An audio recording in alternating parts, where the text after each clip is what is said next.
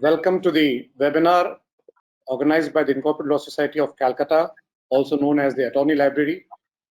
We have very eminent speakers amongst us. Justice Sanjeev Banerjee of the Calcutta High Court, Mr. Mukul Lahiri, Mr. S.N. Mukherjee, and Ms. Nandini Khaitan. While none of our speakers need any introduction, but I'd like to tell you something about them. Justice Sanjeev Banerjee took the oath of office around June 2006 and is currently the second senior most judge of the Calcutta High Court. While at bar, Justice Banerjee had leading practice in corporate and company matters.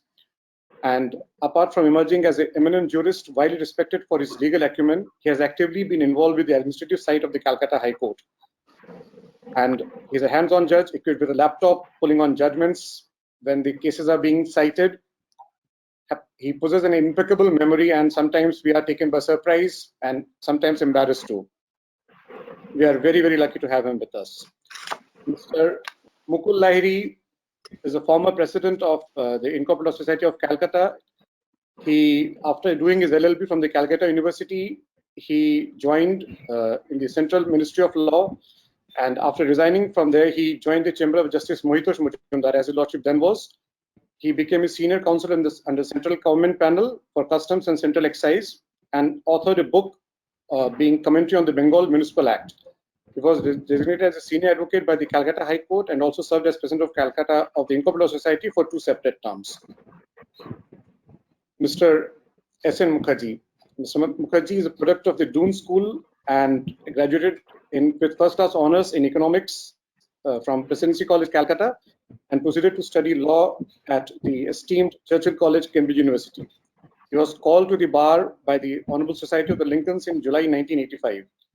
Having been designated a senior advocate in 2004, Mr. Mukherjee is now India's one of the leading and most sought-after corporate lawyer. He also finds mention in the book of Mr. Singhvi's autography from the trenches for his active involvement in the Tata versus Mistry case before the NCLT. He's an adherent of the old school lawyering, and his chamber juniors best describe him as a hard taskmaster, striving only for the best. He's probably the busiest lawyer in town, shuttling across country, appearing before various courts and tribunals, and his contribution to the webinar will be invaluable. And our host, Nandini. Nandini was called to the bar in 2004.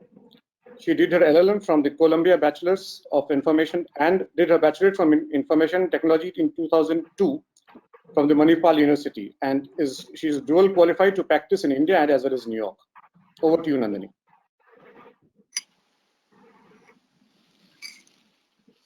Thank you, Paritosh Dar. Thank you to ILS for hosting this webinar. A very good evening to my esteemed panelists and to everybody who's tuning in. The COVID-19 is obviously a black swan event, we all know. There will be, and in fact should be, changes going forward for various reasons, which we will discuss. The question is not, will there be a new normal, but what are the changes that we can foresee today, and what are the steps that we can take to put the right foot forward. For the purpose of this discussion, we did some research and also put out a survey on the experience of virtual courts, awareness of some of the government and e-court initiatives. And we would like to share the data for that. Please bear in mind that we let loose this survey on WhatsApp only 2 days ago, and I say WhatsApp with a tongue-in-cheek kind of a thought that sometimes WhatsApp does really help. We got 750 responses. In fact, we were still getting the responses till about 15 minutes back. They were recorded anonymously, no numbers, no emails. They include lawyers, including counsels, solicitors, sitting judges of high courts, retired judges, judicial members, arbitrators, judicial members, and I believe some very enthusiastic non-legal people also filled up this survey. I'll just take you through the survey very quickly and some analysis. I would request you all to bear with me on the presentation because we just got it in place about 20 minutes back. So there might be a few hiccups there and here and there, but we'll try our best. So we had 750 responses. Out of that, 262 said they had a virtual court experience, and 409 of them said they didn't have any virtual court experience. The ones who had a virtual court experience then were sent to another sort of questionnaire which asked about electronic filings and e-court hearings.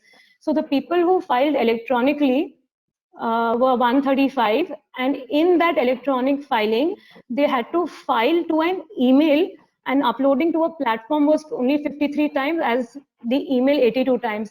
Now, just a word of caution here, that most of these emails that we saw from, the information put out by the high courts and the district courts, they were all Gmails.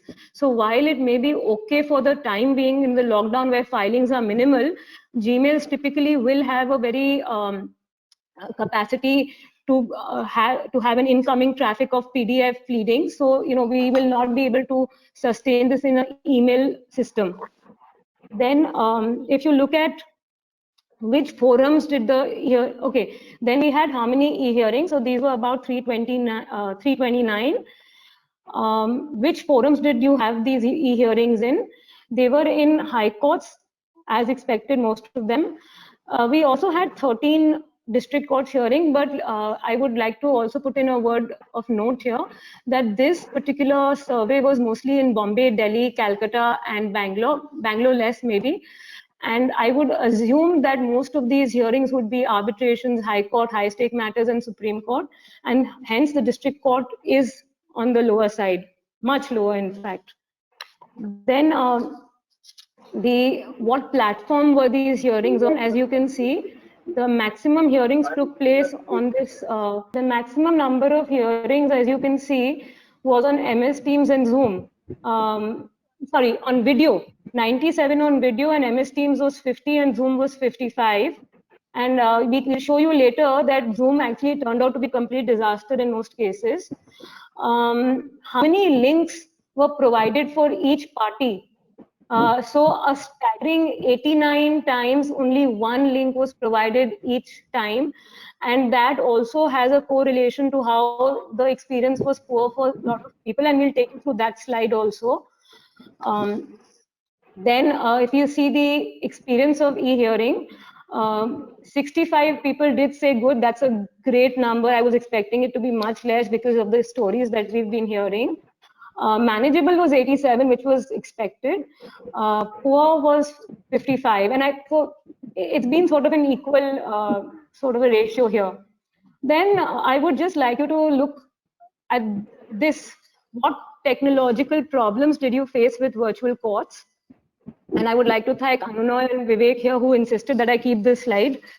So link breaks while hearing was going on. Now link breaks basically would normally imply that your network was okay, but your app was not stable, or it could mean a combination of both.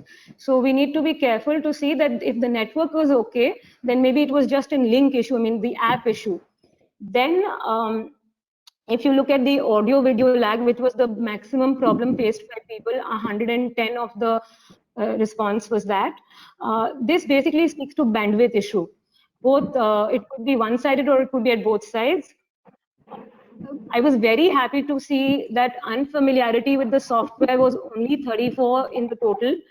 And another happy sort of a result was that of these 34, only 3 from district court said that this is a problem. The others who said that unfamiliarity with software was there were high court matters and arbitrations perhaps.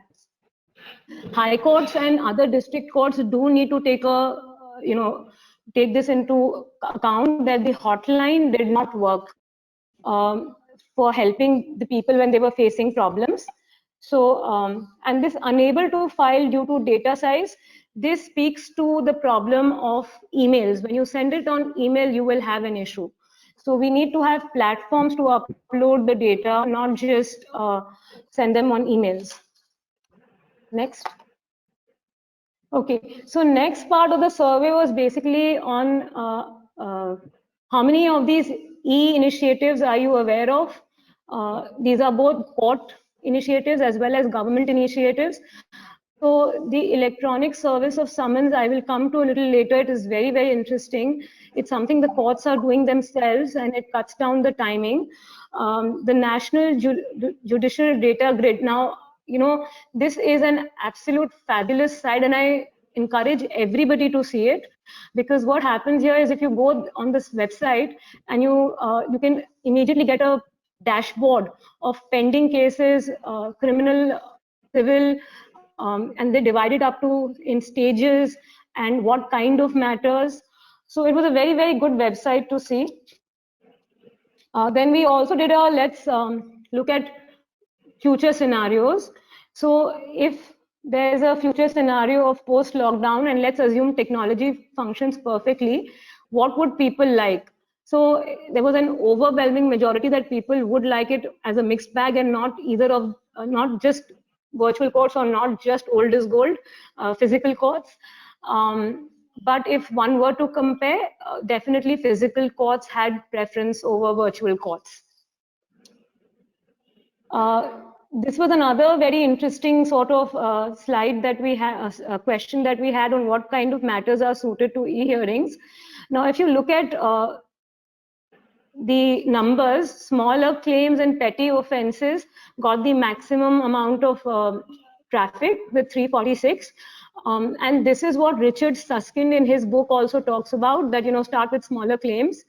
Arbitrations, of course, was the second one here. There's no surprise there. A lot of the people also marked 250, which was surprising to me at least. And they also, you will see that a lot of people who had a good experience were the ones who marked all matters as viable for e-hearings. Lot of the people, now this was another one, in India, can technology be used to give greater access to justice? Sorry, I'll just go back for 1 second. That this awareness slide and the future slides on post-lockdown scenarios have been filled by all 750 people. So yeah, what kind of matters are suited to e-hearings we discussed? Yeah, so we discussed this already. Then India. So the people who've had poor experiences with virtual courts, they still went ahead and said that yes, India can be a game changer. Technology can be a game changer for India. You can see it's an overwhelming 542 majority here. 141 just said cannot say. No was a very, very small number. And post-lockdown, what do you think will actually happen? You know, no surprises there. It's a mixed bag.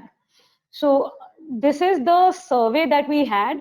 We also did a little analysis in the little bit of time that we had. Maximum users with poor experience used video and received only one link. So what I would like to say in this regard is that video, whether it was a coincidence or not, it did make it was the #1 app in poor experiences list. And the number of links that each side received in the poor category was just one. While please bear in mind that this number of links just being one may not just speak to technology issues, it may also speak to the point that counsels and solicitors were not in the same room, and therefore only the counsel got to argue, the clients were not there and they couldn't take instruction, and this would have all sort of, you know, added to their experience of it being poor. Next, yeah. Users with poor experience faced wide-ranging technical issues, line breaks, which we spoke about, stability of the app. Now, if you remember, we just saw in the previous slide, video was the highest number of poor experiences app, and line breaks is also a very high problem. So there's a good chance that video is an issue here. The video app, VIDYO. Audio video lag, of course, we've already discussed, is a problem with regards to bandwidth issue. Next slide. The ones who had a good experience, they basically used MS Teams and Zoom. That's what I wanted to point out here. And they also had audio video lag, but I guess it wasn't enough to be a problem. Now, in the view of the survey, I would just quickly want to go through 2 or 3 facts. There are 3 crore odd pending cases countrywide. West Bengal has 23 lakhs of these, of which 5 lakhs are civil and 17 odd lakhs are criminal. Now compare this to the point of the various reasons for the pendency of delay. In West Bengal, of the 23 lakhs pending cases, 19.29% of the delay is on account of awaiting records. Now, if records could be digitized, imagine how much of the pendency could be dealt with. Maharashtra was on the same level. Uttar Pradesh, which has the highest pendency, somehow strangely had a low awaiting records problem. Secondly, on the index of ease of doing business, which is associated with the World Bank, we know India currently features at 63. We've had a recent jump because of insolvency and all of those things.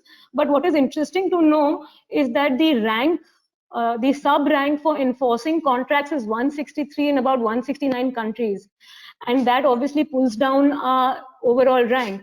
Now, the ranking, the overall ranking is based on the methodology, which talks about summons, which talks about cost of procedure, which talks about how long the delay is, and all of these factors. So here I would just like to place 3 things. There's an electronic summons systems that's been started as the eCourt project.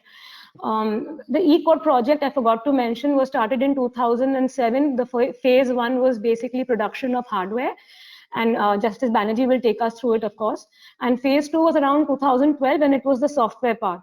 Now, the eCourts have started this electronic service of summons, and the data that was there on these eCourts website was what they found was that a typical summons physically, which took 3 days, was done in 5 minutes electronically. So that's the kind of difference we are talking about, and imagine what that will do to the 19%. Secondly, there was a study in America which said that the cost of storing data in physical form to be $136,000 for a 20 by 60 feet room, and $18,000 a year for maintenance, and as compared to digital, of a similar amount of 77 file cabinets, I remember, and it cost only 22,000. So all of these things will go towards our ease of doing, will go towards, making our ease of doing business much better, ranking much better. In this background, we will discuss the experiences everyone has had on the panel and the best practices that we can look to going forward, changes in law, and the challenges that we see in court. May I request the panelists to give their opening remarks on their general view on eCourts and their experiences so far in the lockdown, and if they've sort of experienced it otherwise also.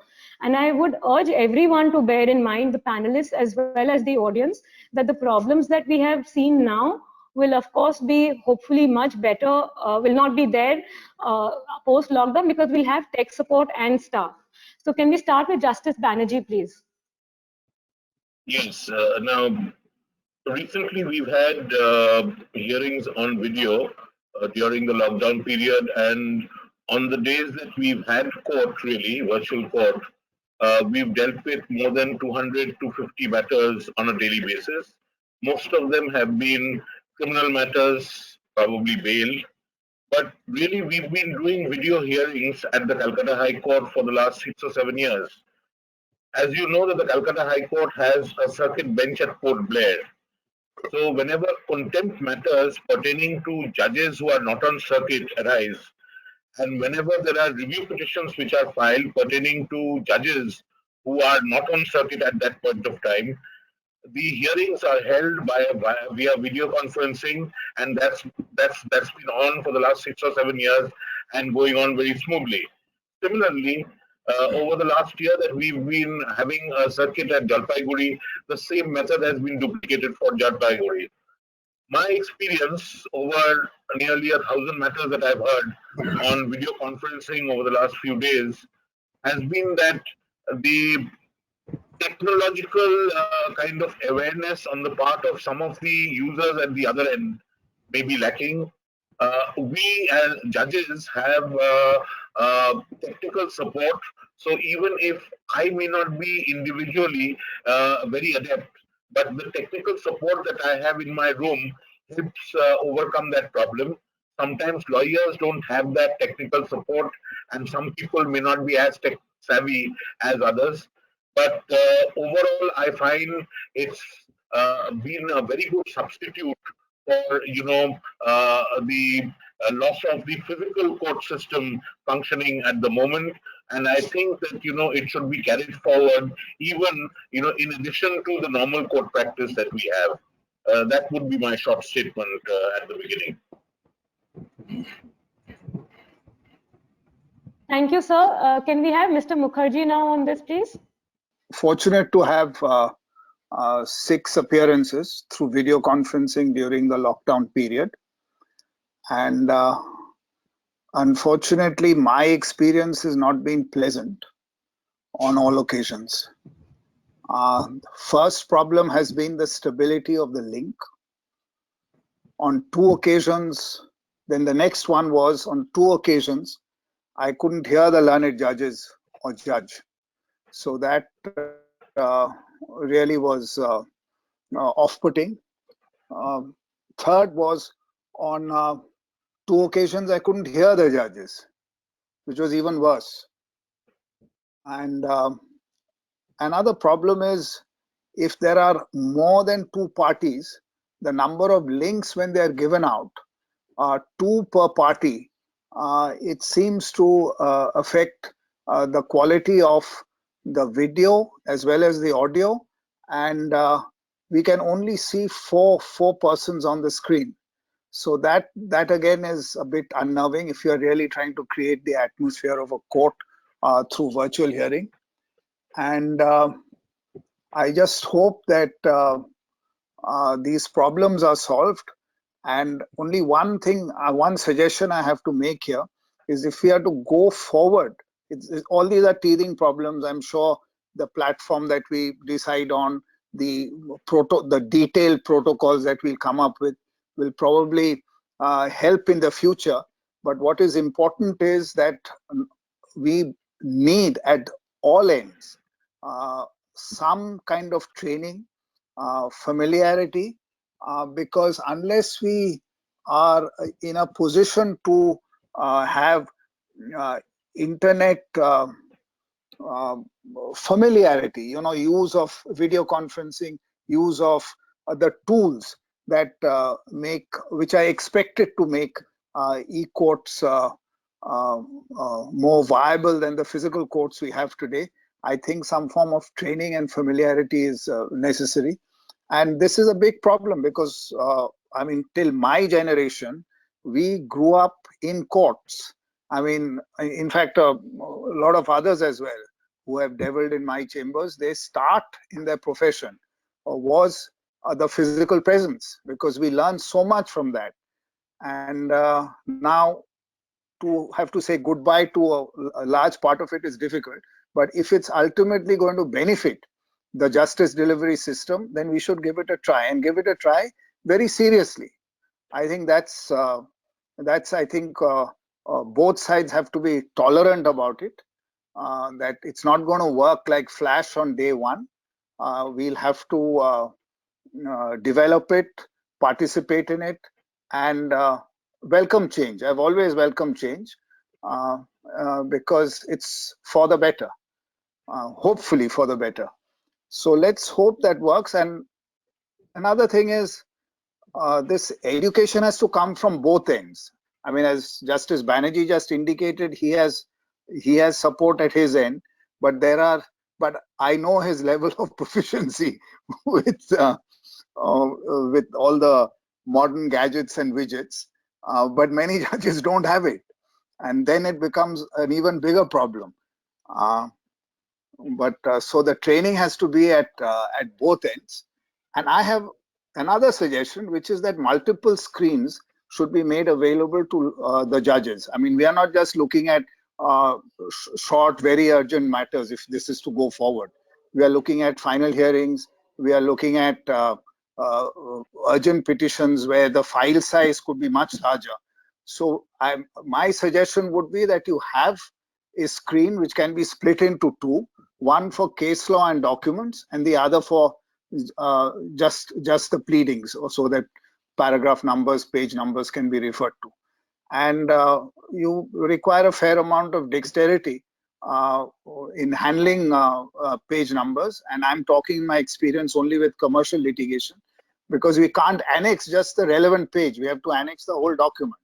I mean, for all you know, your case might be in 10 pages, but the complete document has to be there before the court. And so the files are going to be big, particularly as days go by, we have more complex transactions. So I think we have a long way to go, and I'll have a bit more to say on the open court system, because I think that's what's very important.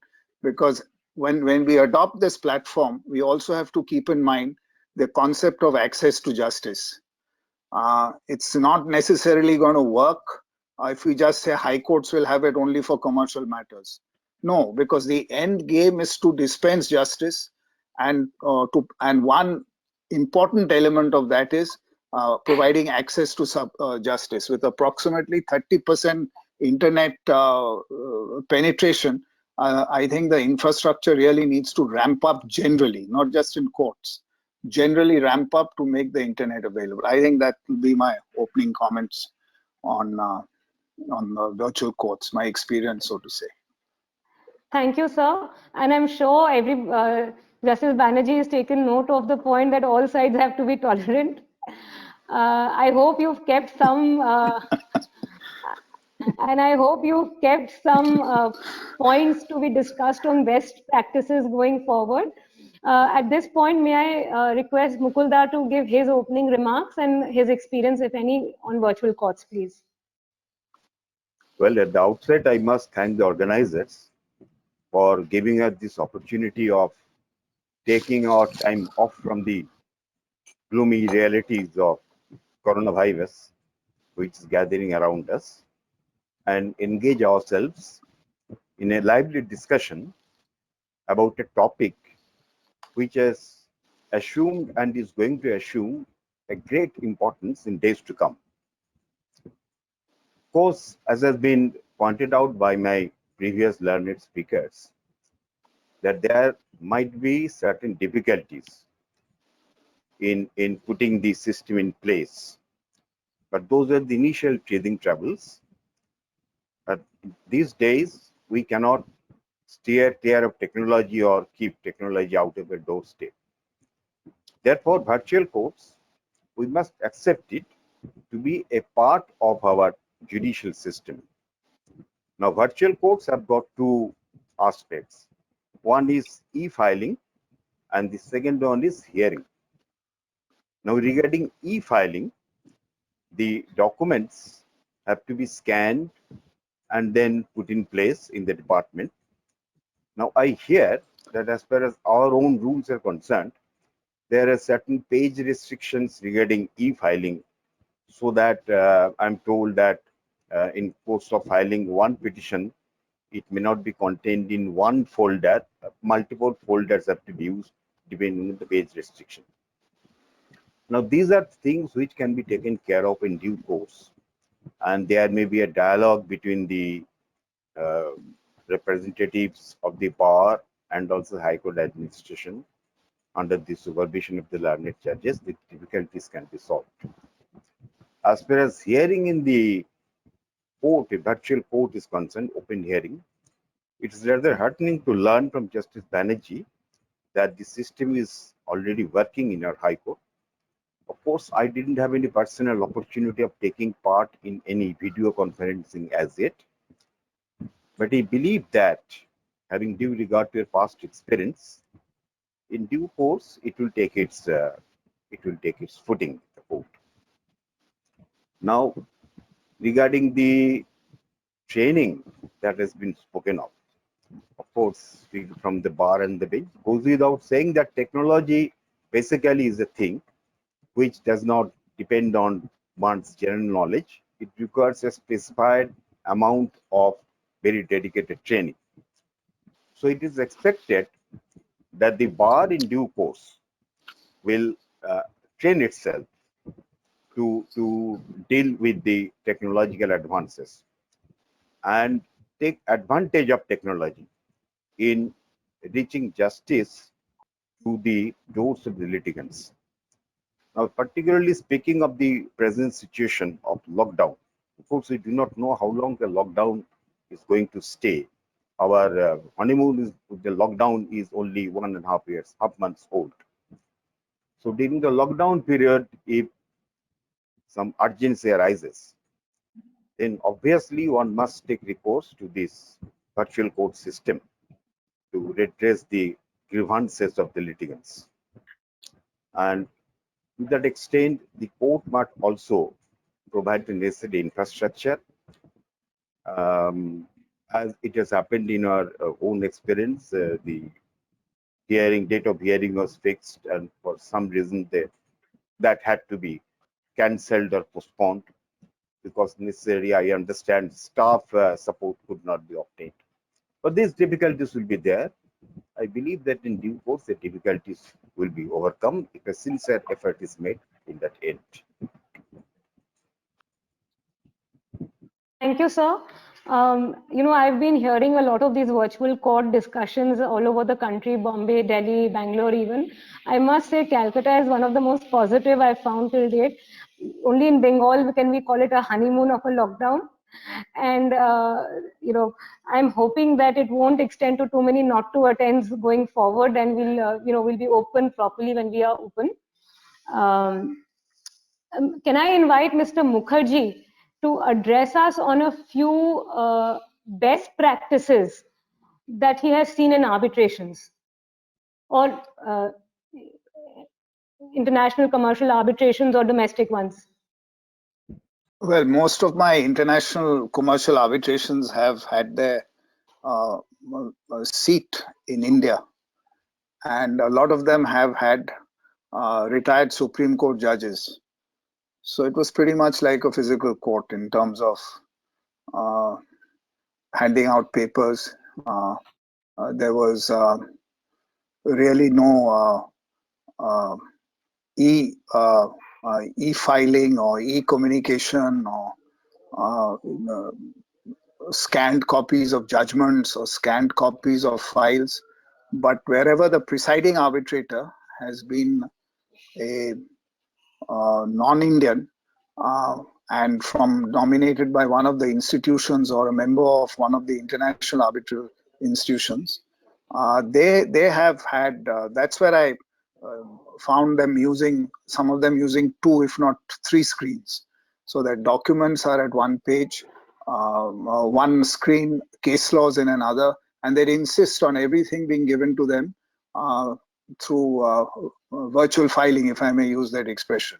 And the advantage of that is almost all these arbitrations, they have a short note for opening submissions, which I expected to have been read by the arbitral tribunal, all members of the arbitral tribunal, before you actually start the proceedings. And when the final notes are to be given in within, say, 2 weeks or 3 weeks after conclusion of a hearing, the hyperlinks actually take them to all the relevant paragraphs, pages which have been quoted or relied upon. And that's a huge advantage because you can pack a lot more into a written submission if you have hyperlinks rather than quoting copiously or just giving a case reference. If you have a hyperlink, you make it easier for the arbitral tribunal to go to the actual document, the actual page of that document, the relevant expressions used, and similarly with case law. So yes, in India, most of these international commercial arbitrations, they've had usually retired Supreme Court judges, and there has been photocopying. Again, we've not saved on paper at all. There've been huge pile of cases, files, etc., etc. But wherever there has been either a foreign tribunal or the presiding arbitrator has been someone from outside India who all have actually had tremendous amount of experience in conducting international commercial arbitrations, they've insisted on this everything being given to them via e-filing, and it has helped because you find that when you make your oral submissions as well. The reference to pages, cases is so much easier. You move much faster. I mean, initially I found that, turning pages from a physical brief was quicker, but there are many who are very adept at locating the page on their tablet or screen, and that comes with experience and actually doing that. So that has helped matters proceed. And if the forum has been outside India, then of course everything has been e-filing. And as you're probably aware, once this COVID lockdown became global, most of the international arbitral institutions immediately adopted the sole video conferencing protocol, which is, I believe, just been adopted by the Delhi High Court. And on that basis, went out and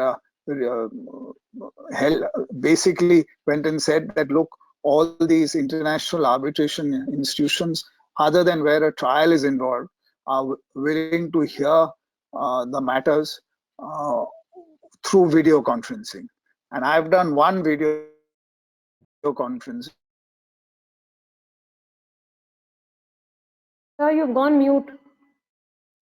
Sir, you're muted. Oh, God.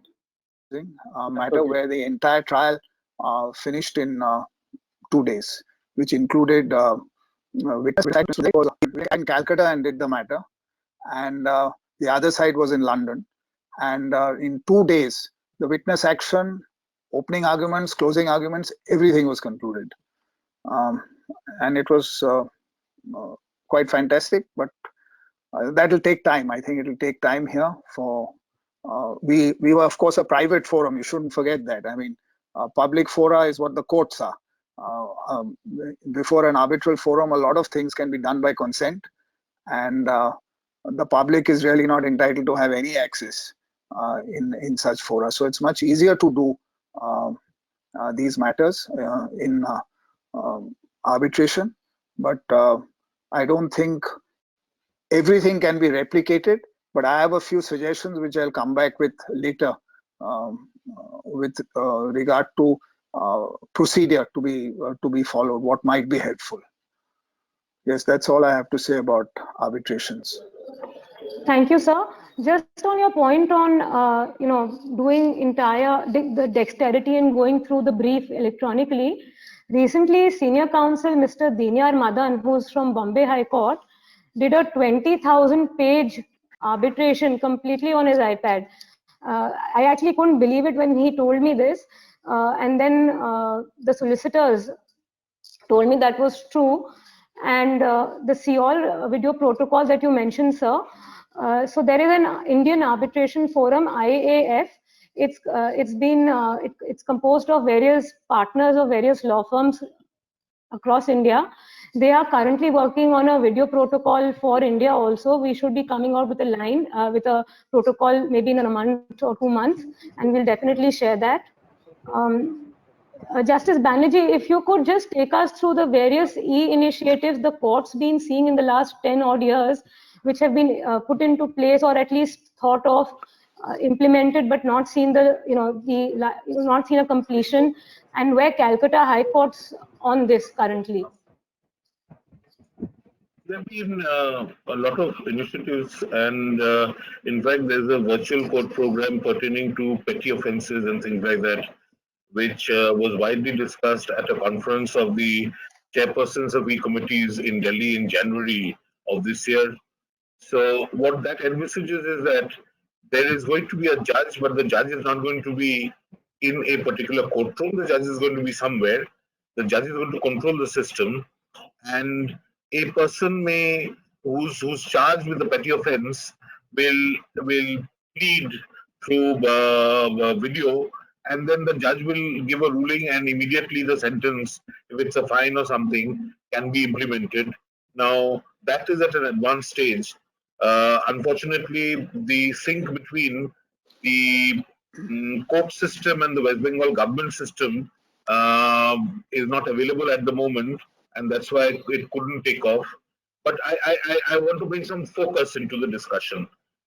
We are talking about video hearings, and we are talking about mode's efficacy and how to continue it forward. Now, first, there's technology. There's no point talking about technology over here because I don't think any one of us is qualified. So, the problems that we are facing at the moment, technical personnel must address those and see how we can have the best technology and the best apps available to take this forward.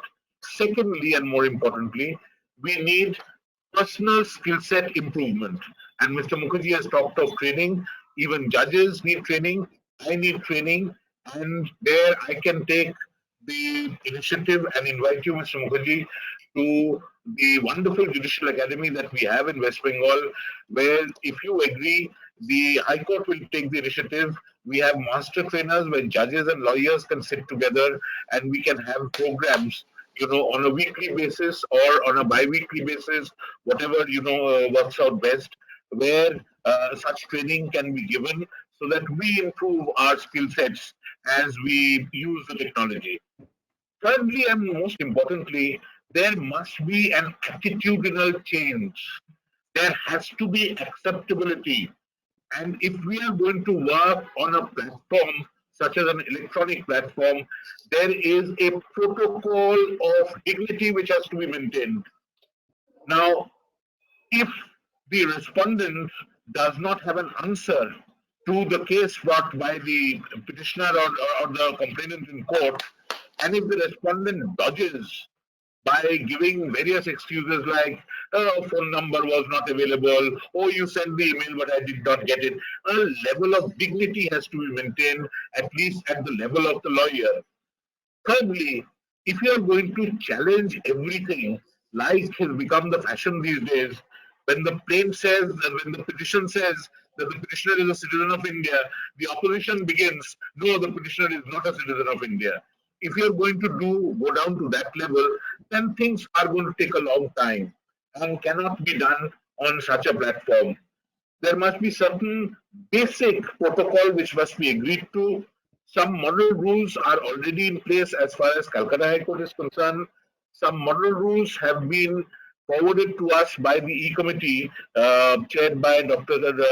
Justice Chandrachud of the Supreme Court.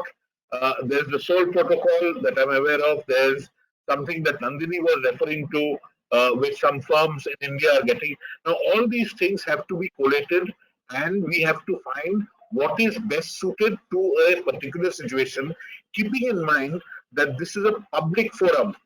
This is the sovereign forum of justicing, where access has to be available not only to the rich and who can afford technology, but also to the poorest who may not have access to the technology we are talking about. If we make it a platform which would give access to everybody, then we have to talk about the lowest denominator. The other thing that I must refer to is that we are talking about service through electronic medium. There's a wonderful system which was started by the West Bengal government called the Sarthak project. Now we have that in the High Court, and whenever a writ petition is filed against the state of West Bengal or any of its instrumentalities, we don't need to send them individually to the various parties or to lawyers. It goes to one particular counter, and that project is such that it generates copies straight away, e-copies, not only to lawyers, but also to the various departments which are involved in the matter.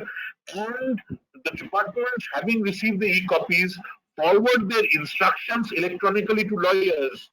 So it's a wonderful system which is in place, and the West Bengal government today scarcely complains about non-receipt of petitions on time and things like that. So that is a system that we can replicate. As far as larger screens, Mr. Mukherjee, there ought to be at least, the screen ought to be split in three. Unless you have an additional personal computer where people like me, we like to look at the law and things like that. So that could be one screen, it could be different, and it has to be a much bigger screen, where half of it is the hearing going on and half is the PDF files and documents. In fact, we have those screens in our video conferencing rooms, but when we are conducting the hearings during the lockdown, we are not going to our video conferencing rooms. We are doing it in our individual chambers from laptops, and therefore that is not possible. But the large screens are there. There are at least 3 video conferencing rooms in the High Court. All district courts have it. All subdivisional courts, by and large, have the facilities. But connectivity is an issue at the district level and at the subdivisional level.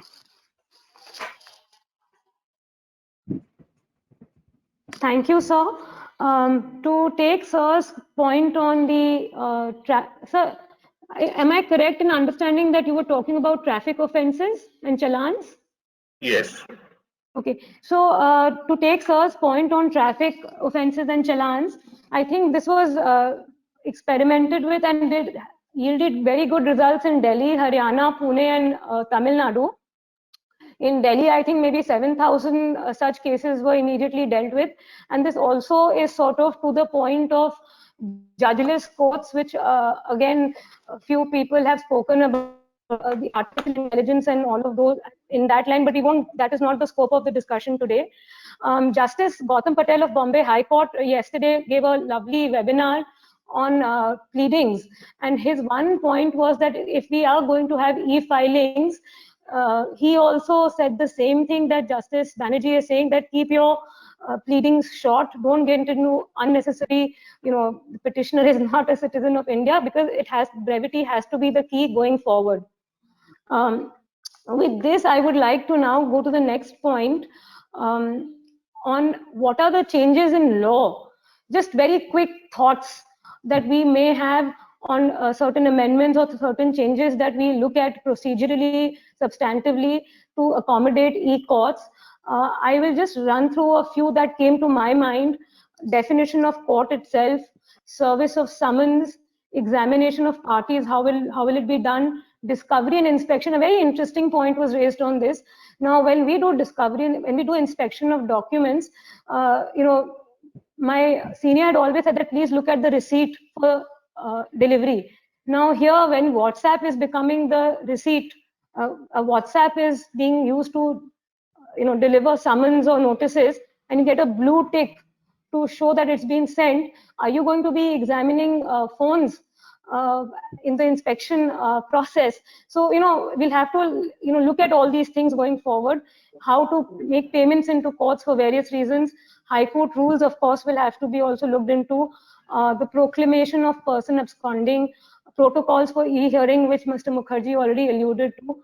So I will request Mukulda to give us a few thoughts on what changes does he look at in terms of bringing about for e-courts. Well, you see, we were just now, I heard you speaking of service of summons. Now, summons can definitely be served electronically, and that can be proved also. And for proof, the proof of any document of service, we know the sections in the Evidence Act, section 65, 65B, 65 and 65B, and the certificate which must accompany the certifying that the document was duly served, and also that the instrument or the computer through which it was served and received was regularly in operation. That sort of thing, section 65B, which has been held to be mandatory. Previously, in a Supreme Court case, it was found, the Parliament attack case, the Supreme Court held that in some cases, section 65B can be, I mean to say, may not be insisted upon. But that judgment has later on been found not to be good law, and then Supreme Court has now laid down that 65B certificate is a must in all cases. So if we follow that procedure of proving electronic documents, then nothing stands in the way of proving service or even service of documents or other things. Now, first of all, in our system, the service of summons in civil cases have always proved a stumbling block. It takes a very long time to serve summons. I am aware of cases where a summons was kept pending for more than 2 years, could not be served in the usual course. Ultimately, the party had to take recourse to that substituted service, advertisement in newspapers and all this thing, which is rather time consuming and also expensive. But if in its place this can be made use of, then that will go a long way. This is one.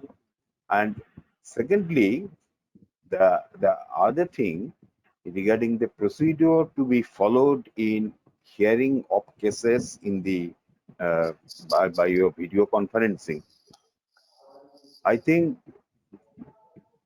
we must at least have especially the counsel who are very often appearing for the respondents, they must change their practice of suddenly producing document in court, trying to hand over physically a document in court, which is not part of the pleadings or part of the affidavit. That also applies to petitioners also. So that practice must give in a go by. That practice must give in a go by. No document should be handed over, suddenly handed over, sought to be handed over. Then in that case, the hearing gets postponed. The hearing gets postponed, the document is to be served, then that will not serve the purpose of expeditious hearing in e-courts. Right, sir. Thank you for your comments, sir. Mr. Mukherjee, may I invite you to make a few comments on what amendments or what changes do you see in a few sections and a few acts here and there to accommodate e-courts and e-evidence? Well, basically, wherever document is spoken of, I think we should be quite clear that document would include electronic modes of communication. I think that is all that is really required. And as far as civil court being a physical place, we can also say that it's a virtual court will also have access to the public. The public will have access to the virtual court. That's your 153B, etc. of the code. When Supreme Court first spoke about open courts, it was, if I'm not mistaken, 1966. And after that, we've had this amendment. 153B came in 176, which deems a court to be open to the public. So it's deemed. It's not that by virtue of that provision they became open. And it gives the power to hold proceedings in camera as well. So I think it's just minor amendments need to be made with regard to all this. But I think what's very important is what Justice Banerjee said, the endeavor, if we have to really take it on and have virtual courts, the infrastructure all over India has to improve. Now, I'll give you one or two examples. The internet, as we all know, has made access to several services possible and in real time. Now, we are looking for, making justice accessible for the poorest of the poor. Many people don't come to court simply because they can't afford anything. I mean, after all, I think here lawyers are to blame as well, because we've become the gatekeepers of this justice delivery system. So similarly, every lawyer is financially not at the same level, but a client may have faith in a lawyer who doesn't have a smartphone and wants him to do the case. One, because he has faith in him, he has faith in his abilities, and it's going to be cheaper for him. He can't afford anything more.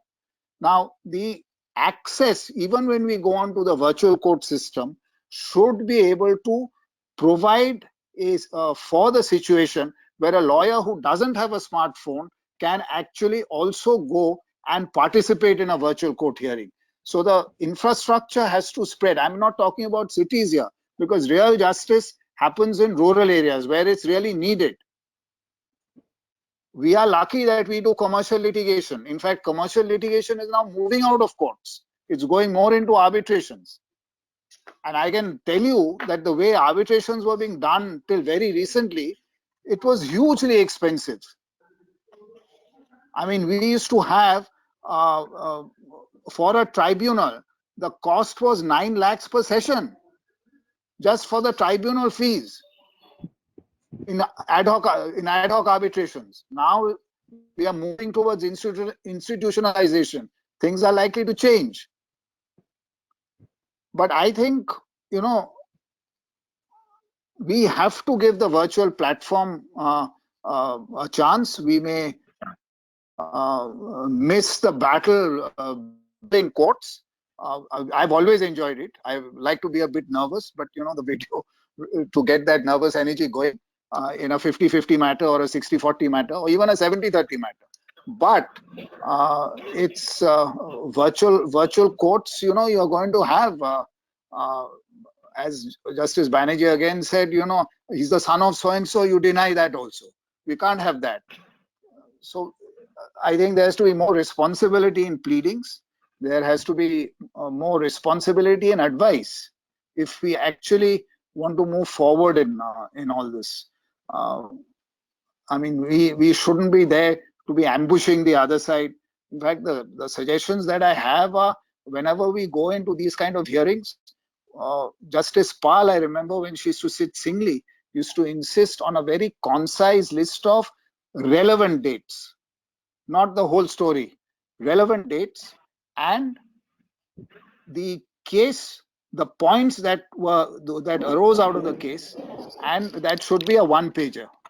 That really set the tone, because what happened was, when you were preparing that, you actually got ready in the matter. You got ready in the matter so that you came straight to the point.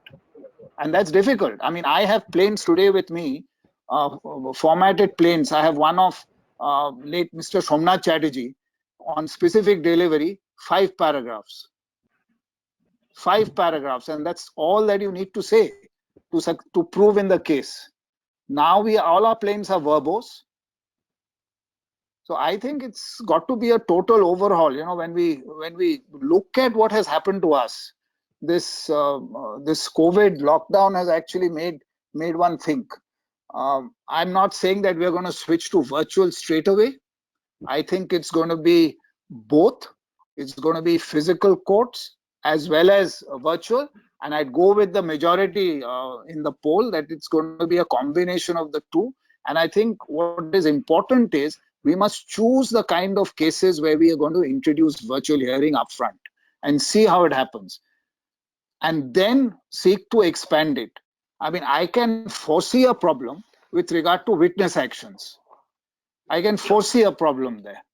But there are several matters, like if I look at a commercial court and I say that what could happen on the virtual platform, and I kind of made a list.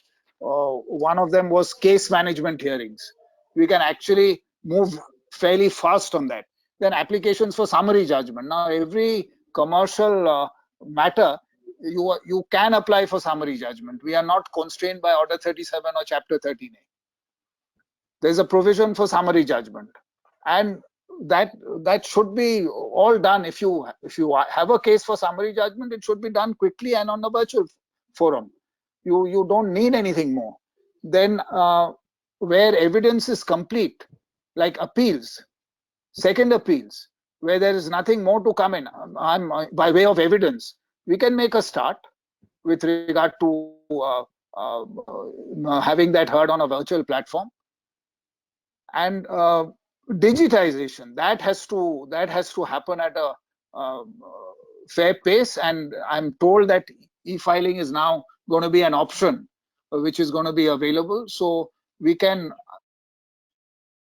over some time make it mandatory, but you know, give some teething time for at least that to happen in the commercial divisions.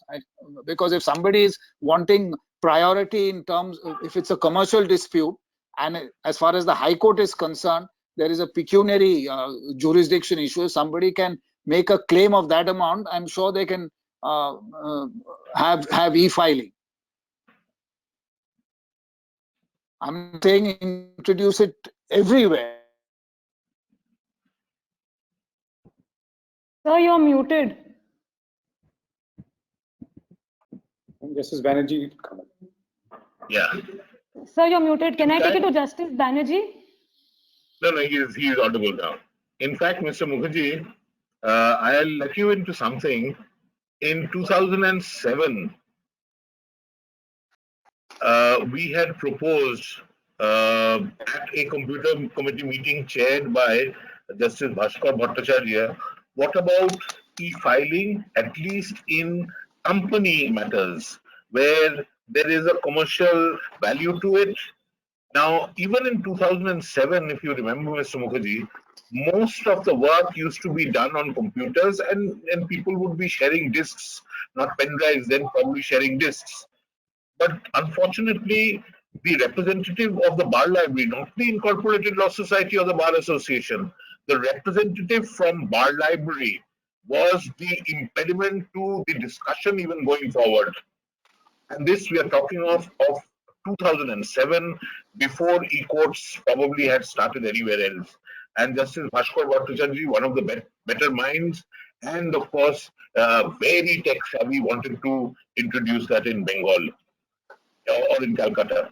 Now, on the other aspect, as Mr. Mukherjee rightly says, that in commercial matters we are. Let me inform you, this has probably been a slight of a blessing in disguise, in the sense that we were planning to introduce e-filing by the third week or the last week of March, and we had planned that for about 3 months or 6 months we would make it optional at the choice of the parties, whether they want to file it electronically or file physical copies. And after seeing how the process works for about 6 months, we'll switch over to one or the other. Now, e-filing may not be possible across all kind of determinations. We can do it in tax matters. We can do it in commercial matters. We probably may not be able to do it in bail or other kind of criminal matters. But again, to the extent possible, we must try and carry it forward.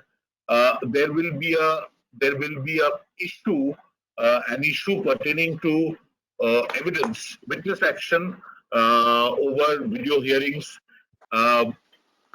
Material exhibits can never be available on e-hearings, and material exhibits don't require only to be shown, but there's also going to be a sense of touch and the three-dimensional appearance of the material.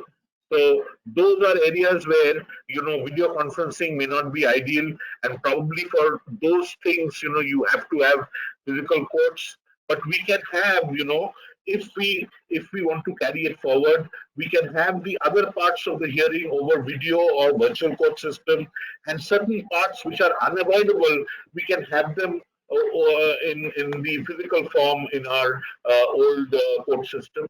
But there's only one last point I want to add to you from the judge's perspective, and it is very stressful for a judge, staring at a screen and trying to get all the information to decide. As you know, the direct information is the facts and the law, are the facts and the law. The indirect information are body language, appearance, intonation, manner of, the case being put forward. And after the second day, when I had taken about 83 matters, I came home and I was very tired. My daughter, who's a psychology student, in fact, she has done her master's, told me that, in a couple of sentences, that why it was more stressful, because I was trying to glean all the information from the screen, which, my other senses, other than the sense of sight, were not alive to, unlike in the actual court, where, all your 5 senses would be working, probably not the taste. The other 4 would be working, but on the video screen, it's only just your sight, and that's the only information and input that you have. And one last request, Ms. Khetan, if you can organize another webinar where we can have some larger participation as to how do we, when we come out of lockdown, what is the strategy that we should, adopt? Because I am responsible for strategizing that. And at the Calcutta High Court, I do not want it to be a judge-imposed system. So if we can have an acceptability, suggestions from lawyers, because that's where people are going to be more affected. Because you have to maintain social distancing in the courtrooms, you have to maintain social distancing in the corridors, and you have to maintain social distancing in your libraries. You cannot have packed libraries, empty courtrooms, and then people milling around in the corridors. We are trying to have circles drawn all along the corridors, which will indicate where people can stand and the kind of distance that has to be maintained. But your libraries cannot accept more than 25% of the sitting capacity at any given point of time. We are also trying to ensure that we have staggered hearings. That is, at 10:30, item numbers 1, 2, and 3 only will be listed. At 11:30, item numbers 4, 5, and 6 will be listed. And no more than 6 persons can enter a courtroom at the same time. Certain thoughts that we should exchange before we get to the lockdown stage, the end of the lockdown stage. Sir, we'll be more than delighted and privileged to hold such a webinar, and we'll of course discuss it further. I think Paritosh Da will have a big role to play, and the other bar associations will have a big role to play to get lawyers on board on this. Two comments that have come in. Why, Justice Banerjee, this is to you. Why can we not have a central depository kind of a thing to accept and forward summons? So maybe we can discuss this also offline. And another very interesting point that came in was that our clerks should definitely be a part of this whole system, because they are the ones who sort of know which matters are in which court.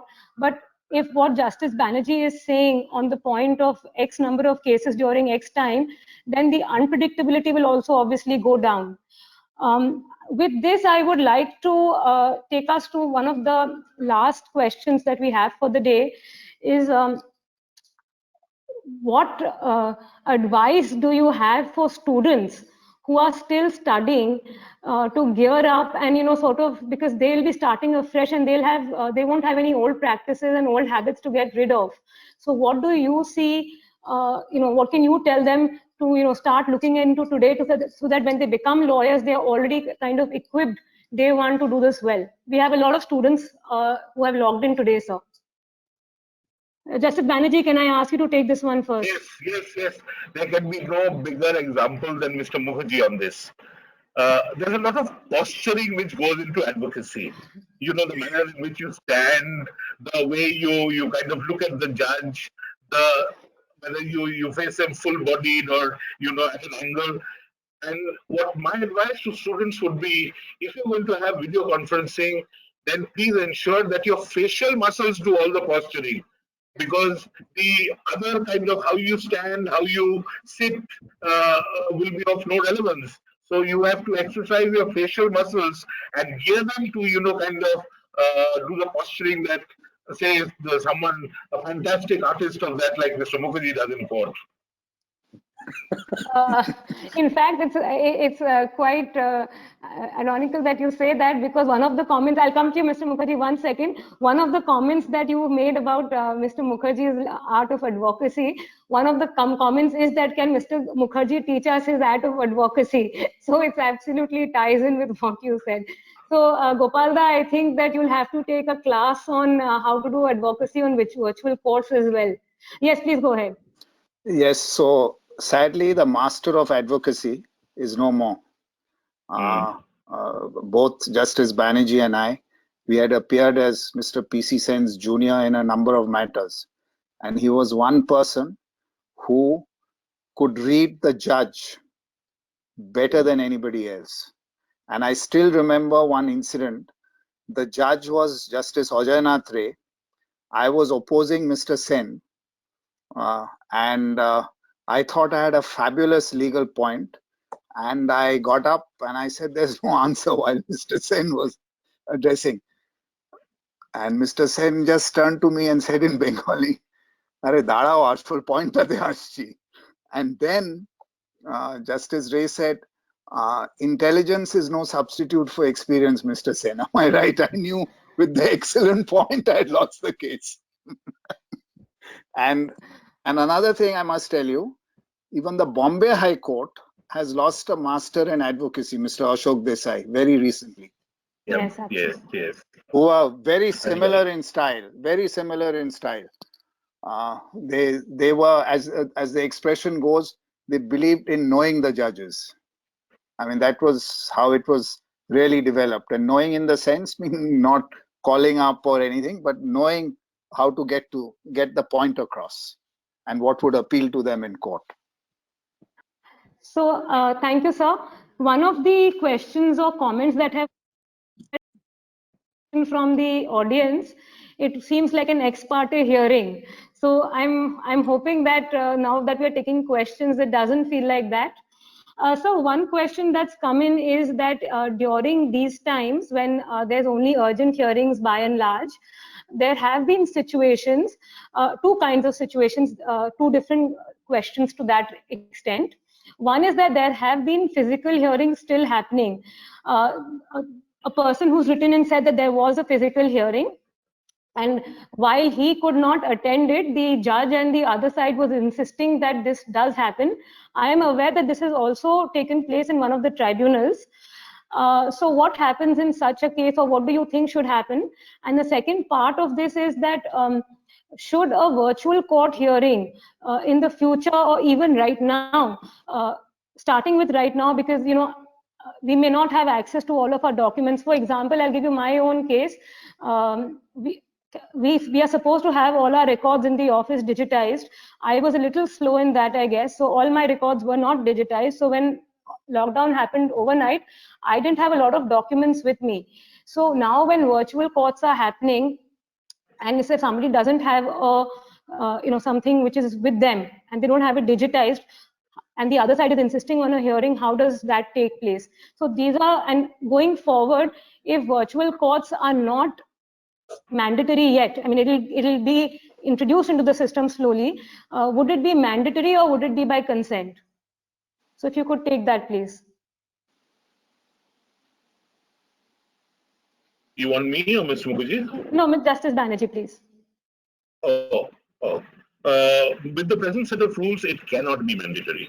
It has to be voluntary and it has to be by consent. In fact, the more people who are approaching us are people who are in jail and wanting bail and they have no other choice. So that's the kind of matters which are being filed. We've also had several civil matters where people are just trying to take a chance, old matters, just trying to take a chance in the present situation. But there has to be a level of acceptability of it first. We've had just petty kind of bail applications and small hearings. We haven't had a more protracted hearing, so to say, leave alone a trial. Once we have a final argument also, not involving a trial, or something more protracted where the proceedings go on for the better part of the day, we'll be able to kind of assess whether the video conferencing system is equipped to undertake adjudication at that level. So the data as a judge, I think, is not sufficient as of now. Unless, of course, you have the wonderful systems that you have in private arbitration where, all the facilities are very good, but we can't expect the government to provide those facilities across the board to all courts. And there's no point in having one courtroom or a couple of courtrooms in a high court with the facilities and the rest of the district judiciary and the rest of the high court not having it. So, it will be some time before virtual hearings or video conferencing becomes the accepted or the more accepted way of adjudication. Right. Another question that's come in, I would request Mr. Mukherjee and Justice Banerjee to take it. What is the impact on the judge of a virtual hearing where the level of scrutiny may be higher. I mean, I would like Mr. Mukherjee to address it from the point of an advocate at how he looks at convincing the judge, and also Justice Banerjee from the point of a judge, please. So I've been actually pretty disadvantaged whenever I've done that, because I've at times not heard the judge and at times not seen the judge. But Okay. of course, there were matters of very little consequence, these civil matters which came up. So ideally, in fact, I know that in the Bombay High Court, there have been one or two fairly lengthy hearings. And in the Supreme Court now, of course, you have a short category matters which are being taken up rather than only just very urgent matters. So there's one way of, I mean, as of now, yes, for me, it's important to know also the facial language of the judge, as it's important for the judge to know my facial language. But while I argue, because reactions are important, you know, a point that you're urging is not, you know, appealing to the judge, you let it go. I mean, it's going to make your case worse if you keep on going at it. There's no Right. point, because in India, a lot of decision making is discretionary. Right. Lot of decision making, and particularly in the jurisdictions where one has practiced. It's been an equitable jurisdiction, 397, 398. That's what we've grown up with. So Right. there's fair amount of discretion involved here. So I think from the real test would be when we have a proper hearing, a lengthy hearing in a final hearing matter, say, or a contested interlocutory application. I think that's where the one would be in a better position than to really answer it. But I'm sure the video conferencing screens which are there for the video conferencing matters from Andamans, I know that Delhi High Court probably has it in every courtroom now, those size screens, because they do Right. get in, they connect to people who the witnesses, or if they want to take instructions in a matter from a government servant or a particular department, they're all put out on the screen and the connection is made. So if I'm not mistaken, they have that, and they have it in every high court. We should endeavor to get that, because that could help. Right, sir. Justice Banerjee, before you take this point further, just one quick thing. Mr. Mukherjee mentioned the point of discretion and all of that. Some of the comments that we didn't put up on the slides in the survey was that, you know, a lot of the times, because, you know, the etiquette for hearings is still going on. And obviously, it's a lot more sort of disciplined, perhaps, on that you speak and then the other person speaks. So as far as that is good, it's great. But people also wrote in the comment section that a lot of times the judges would just mute the entire thing and they could not make further submissions. So perhaps, you know, we would need some kind of a look at, you know, how everybody should be addressing the court in that way. Yes, I'll address the last issue first. Yes, sir. You can take I it think now. the last aspect first. There's an etiquette. There's an etiquette that, you know, the judges should maintain. There's an etiquette that the lawyers should maintain. And by and large, the judge should ensure that the person, particularly against whom an order is passed, is heard out to the full and should not be cut short. But at the same time, people should also not take arguments to an absurd stage. You know, so there's a line over there. Judges should be polite enough and patient enough to hear. At least the party against whom they are ultimately going to pass the order should be heard out. Second is, sometimes, you know, lawyers start arguing once the judge has already started dictating the order or has gone into the second paragraph or third paragraph of the order. Now that unless there is something which the lawyer has completely missed out and he wants to interrupt the judge, that should not be acceptable. But sometimes lawyers have this habit, you know, of trying to. So there is an etiquette which has to be followed, and that etiquette has to be on both sides and equally applicable to judges. The other thing that I want to add over here is that, you know, even before this COVID lockdown, there was a division bench order of the Calcutta High Court for live streaming of some proceedings. There was an application for that purpose, and a division bench allowed live streaming of a particular matter. And there have been recordings of court proceedings, particularly in courtroom number 24, in a particular matter for some time. And there are two things. Sometimes judges, including myself, make loose comments during a hearing. Sometimes it's very friendly banter between lawyer and judge, which should be kept out. But sometimes, comments are made which may not be justified in any manner or form. Now, when there is a record of proceedings, or they are being seen live, or it's video conferencing, some form of record, judges are also, on guard. It's also a lovely thing to have post-lunch sessions on video, so that judges dozing off, can be more under control. So judges are aware once the camera is on, and some of them will get camera savvy in due course, like Mr. Mukherjee has already, kind of conquered it. And some of them, like me, will try not to doze off in the immediate post-lunch session, or at least pretend to have our eyes open while the hearings go on. But yes, I appreciate the question that there has to be a level of etiquette which has to be followed, particularly on the judge's side, because if he's ultimately going to pass an order, he must pass the order upon hearing the parties, giving them a reasonable opportunity. It should not be an absurd kind of stretch of hearing, but at least he should give them a reasonable opportunity. Yes. Thank you, sir. Sir, we only have time for one last question, and I guess it comes in from somebody, comes in from Bombay. Smartphones are priced at 6,000 to 9,000. Internet penetration in India is mainly in rural India, thanks to the smartphone revolution. Does this assuage access concerns? Of course, it does. It does. In fact, why only smartphones? Why only lawyers, as Mr. Mukherjee rightly mentioned, gatekeepers? The building sometimes overawe people.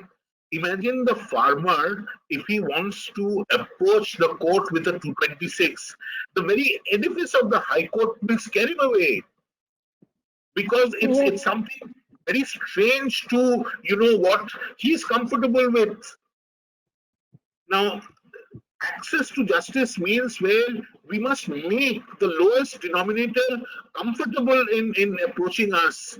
It's not meant for only a select few. Right, sir. I would like to just close with one comment here, that Justice Banerjee had mentioned about the e-courts with traffic challans, and in a current situation where lawyers can't afford cars, video hearings will also, go a long way to kind of keep the physical distancing. I prefer that word to social distancing, be maintained. With this, I hand over any more messages. Please send us, and we'll try and answer them offline. Some comments have come in about videos not being visible to a lot of people. I think that may have been because you're watching it on the phone, perhaps.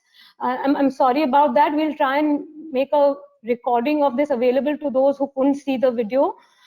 With this, I hand it over to Paritosh Da. Thank you so much, Paritosh Da, again for ILS to host this. Thank you. And thank you to all the panelists for a lively discussion. I think the most interesting comment was that both Mr. Banerjee and, so it says Justice Banerjee is a jolly fellow. So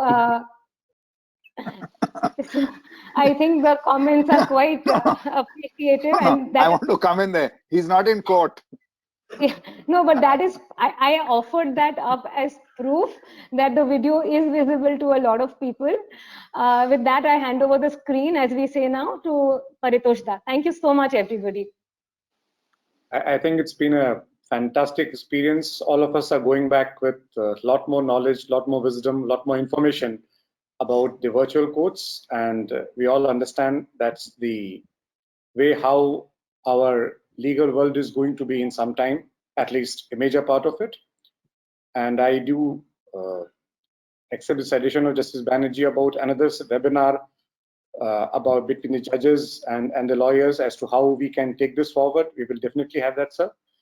And I am also extremely happy that the suggestion which has come from Justice Banerjee about the Judicial Academy being used to train the lawyers, I think that is something which we will very happily accept, and I will definitely be talking to my brothers in the profession so that we can come back to Your Lordship with regard to with a proposal as how we can take this forward. Thank you very much. Thank you all for taking time out. It's been a wonderful experience. Thank you very much. Thank you, Thank you for everybody. having us. Thank you for having us. Thank you. Thank you, Mukulda. Thank you, Justice Banerjee. Thank you, Gopalda. Thank you, Nandini, for hosting this program. Yes. Thank you, Mukulda. Before it disperse, now Take Right, care. sir. I'd like to say Sorry, that Mukulda is just saying something. Yes, sir. Justice Banerjee has pointed out a very pertinent thing. That is what happens once the lockdown is lifted. Once in the post-lockdown period, when the lockdown goes, there will be a sudden gathering in the court of lawyers and litigants, and then the social distancing will be given a go by. So that will lead to a very serious situation. So I believe that as far as the libraries are concerned, the call must be taken by the libraries themselves or the managing committee of the libraries as to how to enforce, so to say, discipline amongst its members. So they know how to keep away from each other and not to come to the court unless it is extremely urgent. Not just for meeting each other after a long gap, but only after when it is extremely urgent. They should make it a point to come to the court and frequent the library. So one last comment. I know we've already said our thanks, but somebody has insisted I must say this. The bench must know that till the lockdown is over, Zoom and MS Teams and all of these apps are not very expensive to tide over if we can have these. And that's a message that has come out from a lot of the youngsters at the bar. So I hope the bench will take note. Thank Yes, you. we take note, but we have advisories from the government as to the of some of these platforms, and we have to go by government advisories. Right, sir. Thank you. Thank you. Thank you. Thank you. Thank you. Thank you, everybody.